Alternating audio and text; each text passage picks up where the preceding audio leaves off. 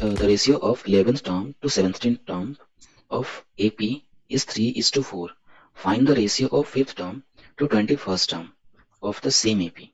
Given the ratio of the 11th term to 17th term. तो A11 is to A17 हमें दे रखा है कितना 3:4, तो इसको लिख लो 3/4। और कुछ दिया है क्या, find the ratio 5th term 21st term AP, नहीं, और कुछ नहीं दिया। तो हम क्या कौन सा फॉर्मूला यूज करेंगे, AN वाला फॉर्मूला यूज करेंगे, A + n-1 × D वाला। तो करो यहाँ पे A11 अपॉन A17 को हम क्या लिख सकते हैं, A प्लस n की जगह में 11 पुट कर दो -1 D, और यहाँ पे A + 17 -1 × D, ये इज इक्वल टू हो जाएगा 3/4। सॉल्व करो इसको, A + 10D upon A + 16D is equal to 3/4। अब क्या करें, इनको क्रॉस मल्टीप्लाई कर दो कुछ इस तरह से,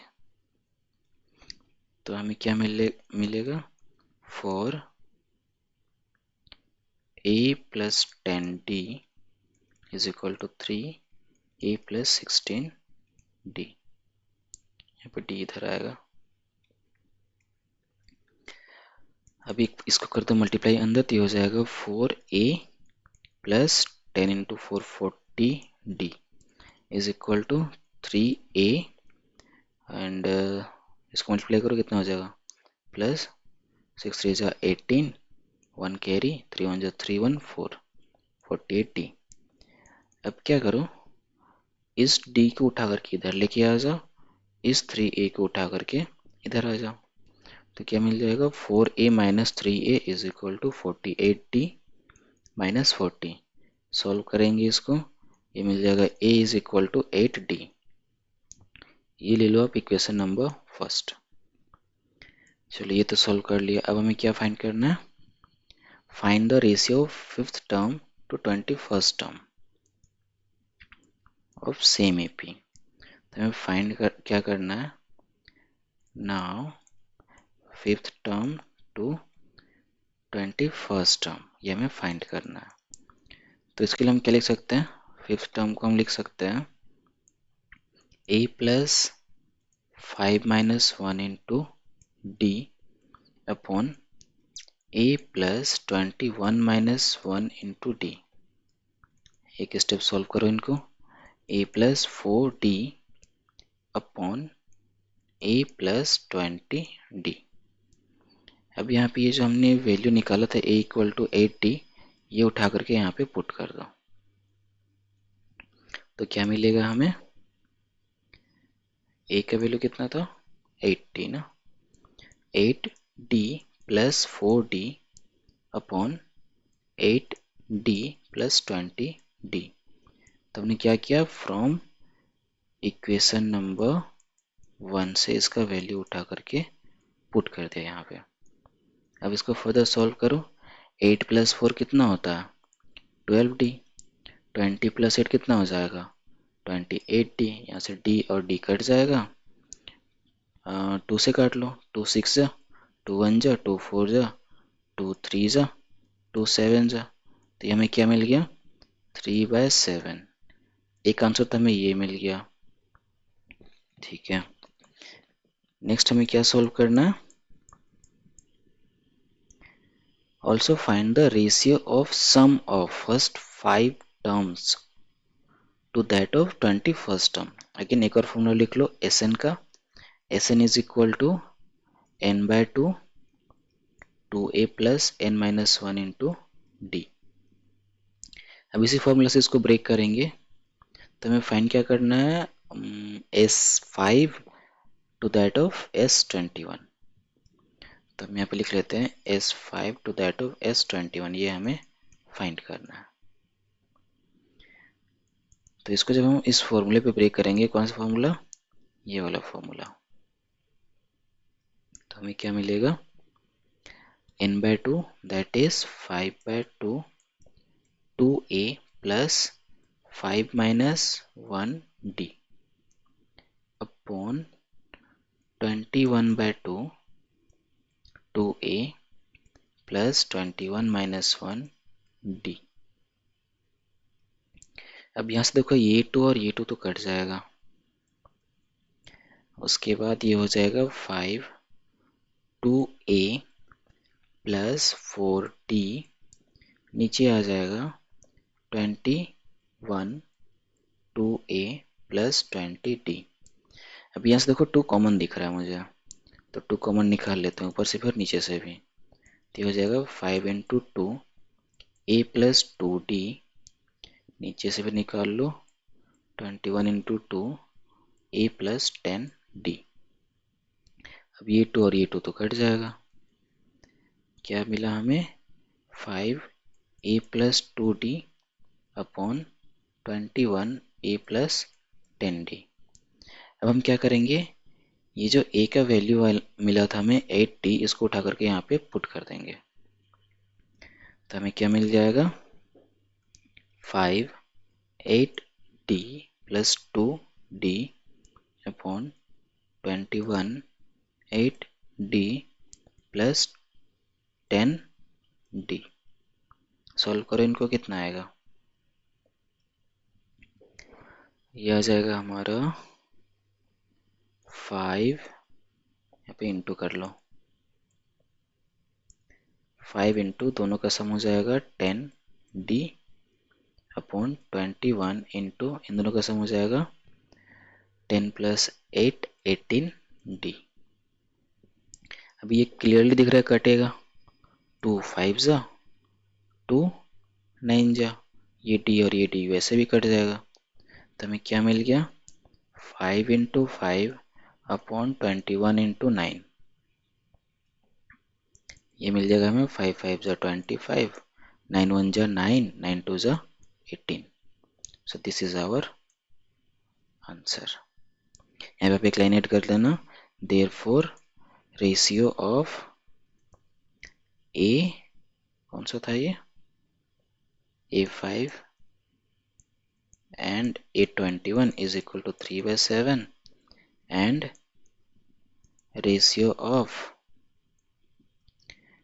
S5 and S21 is equal to 25/189। ये हो गया आपका कलेक्टिवली आंसर। ओके, अब बारी है क्वेश्चन नंबर बी की। 250 logs are stacked in the following manner: 22 logs in the bottom row, 21 in the next row, 20 in the row next to it, and so on. In how many rows are the 250 logs placed and how many logs are there in top row? So logs कुछ इस तरह से placed हैं, bottom में that is first row में कितने 22, फिर second row में कितने 21, फिर थर्ड रो में कितने 20 एंड सो ऑन ऐसे जा रहा है। तो हम क्या कर सकते हैं, given AP is equal to क्या हो जाएगा 22 21 20 एंड सो ऑन। तो यहाँ पे हमारे पास टोटल जो लॉग्स हैं है ना, total logs is equal to 250 है, दैट इज ये 250 क्या है इन सारे टर्म्स के सम, तो SN हमें दे रखा है 250, ठीक है। और ये N क्या है, N जो है नंबर ऑफ रोज को डिनोट कर रहा है। तो हम ये सम ऑफ ऑल द टर्म्स से जब भी फाइंड करेंगे तो N का जो वैल्यू आएगा वो हो जाएगा हमारा नंबर ऑफ रोज, ठीक है। और ये प्रीवियस ईयर क्वेश्चन है जो पिछले आई थिंक 2024 जो पिछले ईयर में आया हुआ था, ये दोनों क्वेश्चन आए हुए थे प्रीवियस ईयर में। तो हम सॉल्व करते हैं इसको। SN सॉल्व करने से पहले आप AP से ये निकाल लो, A इज इक्वल टू 22 हो जाएगा, d is equal to 21 minus 22, that is minus का 1 हो जाएगा। अब इसका फॉर्मूला लिखो यहाँ पे, S N is equal to N by two A plus N minus 1 into T. S N का वैल्यू है 250, एन का वैल्यू हमें फाइंड करना है, 2 ए का वैल्यू कितना है 22 प्लस एन का वैल्यू हमें फाइंड करना है, डी का वैल्यू हमने अभी निकाला माइनस का 1।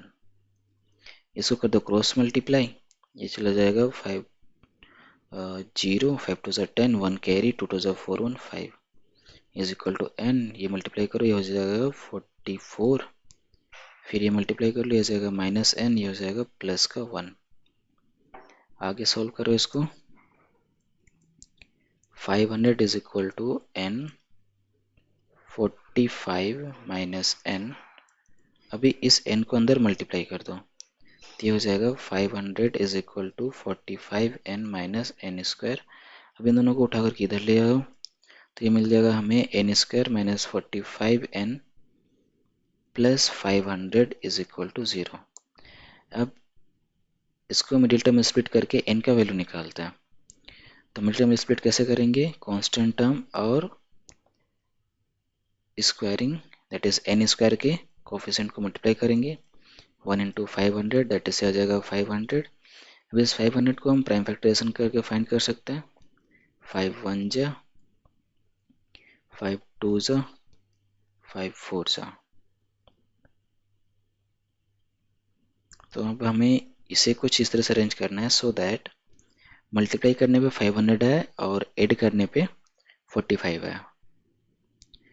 तो ये हो जाएगा हमारा 5 इंटू 5 25, 5 4 जा 20, तो 25 प्लस 20 कितना हो जाएगा 45 एंड 25 इंटू 20 हो जाएगा 500। ओके, तो हम इसको कुछ इस तरह से अरेंज करेंगे, एन स्क्वायर माइनस 25 20 कर लो यहाँ पे 20n minus 25n plus 500 is equal to 0। अब यहाँ से n कॉमन निकाल लो, n माइनस 20, यहाँ से माइनस का 25 कॉमन निकाल लो, तो यह आ जाएगा n minus 20 is equal to 0। अब इस पूरे में से n माइनस 20 कॉमन निकाल लो, तो ये मिल जाएगा हमें n minus 20 n minus 25 is equal to 0। इसका मतलब क्या हुआ, हमें n का 2 वैल्यूज मिलेंगे, एक बारी n minus 20 is equal to 0 होगा एंड एक बार n minus 25 is equal to 0 होगा, which means n is equal to 20 आएगा एक बार answer and n equal to 25। But ये दोनों आंसर नहीं है, हम यहाँ पे लाइक लाइन ऐड कर सकते हैं, therefore total number of rows is equal to, या फिर total number of rows is either 20 और 25। अभी चेक कैसे करेंगे 20 होगा या 25 होगा, वापस क्वेश्चन में आ जाओ, क्या बोल रहा है, how many logs are there in the top. इससे हमें अपना n का कंफर्मेशन का आंसर मिलेगा। तो अब हम क्या फाइंड करेंगे, nth टर्म जो कि लास्ट टर्म भी होता है, इसका फॉर्मूला क्या होता है, a plus n minus 1 into D. तो nth term that is last term में क्या होगा, लास्ट टर्म में क्या होगा, ये हम कैलकुलेट करेंगे इन दोनों के हेल्प से। कैलकुलेट करते हैं, when n is equal to 20 that is ये क्या है, नंबर ऑफ रोज है, तो ए एन कैलकुलेट करो, ए हो जाएगा हमारा 22, एन हमने लिया है 20 एंड डी हमारा आया था माइनस का 1। 22 plus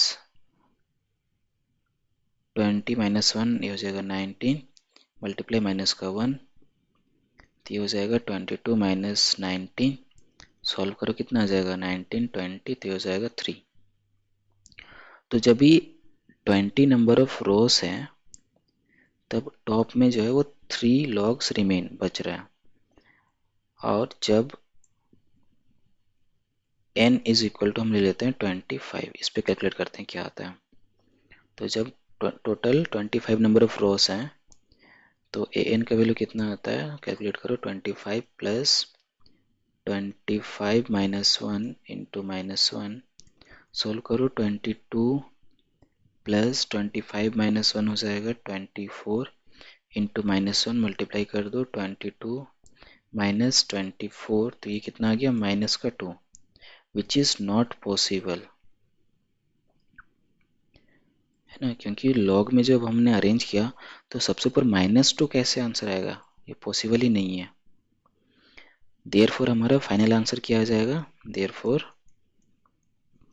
total number of rows कितना हो जाएगा 20 and number of logs in last row कितना आ जाएगा 3। ये हो गया हमारे answer. Okay, again next question है हमारे पास, if p minus 1 p plus 1 and 2p plus 3 are in AP then find the value of p।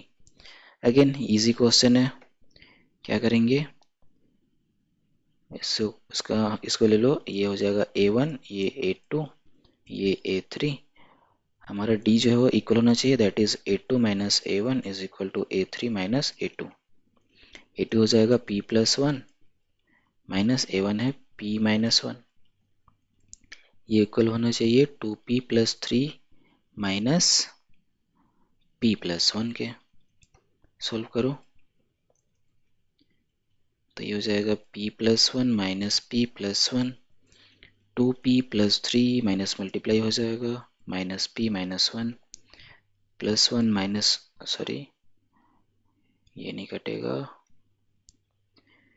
यहाँ पे plus P minus P cut जाएगा, यहाँ पे 2 आ जाएगा, यहाँ पे कौन कटेगा, कोई नहीं कटेगा।